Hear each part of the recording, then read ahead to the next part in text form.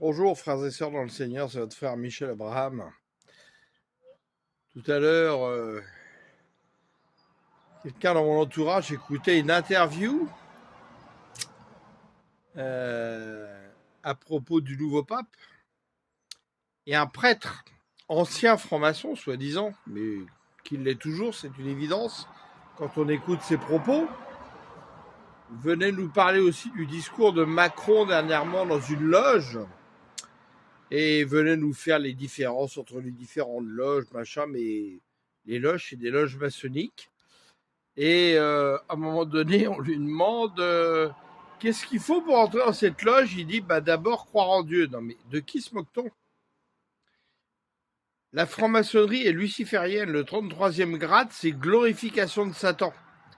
Tous les autres grades d'avant sont tous des grades qui vous emmènent à la révolte, à la rébellion, à perdre votre âme, etc.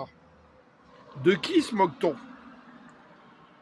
Après, on vous dit, le monde a les yeux rivés sur le pape. Bah oui, sans doute, le monde, mais nous ne sommes pas du monde, nous sommes enfants de Dieu.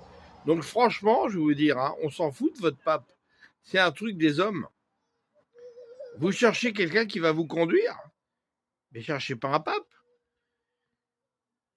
Cherchez l'esprit de vérité, le Saint-Esprit qui vous conduira dans toute la vérité et qui prendra ce qui est à Christ pour vous le mettre dans le cœur. Alors voilà, aujourd'hui on en est là, on est que des journalistes, faux journalistes, qui auraient dû le reprendre tout de suite pour dire « Monsieur, de qui vous moquez-vous? La franc-maçonnerie est purement luciférienne. Donc arrêtez de nous dire que pour être franc-maçon, il faut croire en Dieu. Vous êtes un menteur. » Mais bien sûr que non. Alors on vient perdre les gens. C'est encore pire, c'est comme tout ce qui est médias aujourd'hui. Donc arrêtez d'écouter les médias. Vous n'apprendrez rien si ce n'est des demi-vérités encore plus dangereuses que les mensonges. Et arrêtez de mettre votre confiance dans les hommes. Le Seigneur nous a bien prévenus quand même. Il est venu répandre le bon blé à travers son église primitive et ses apôtres. Et alors qu'après les gens se sont endormis, l'ennemi est venu planter l'ivraie au milieu.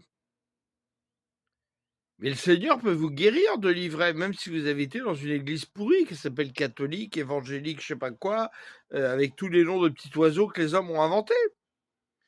Mais est-ce que vous avez l'amour de la vérité en vous? Est-ce que vous cherchez la vérité? Laissez-vous conduire par le Saint-Esprit. Soyez amoureux de la vérité et de la justice.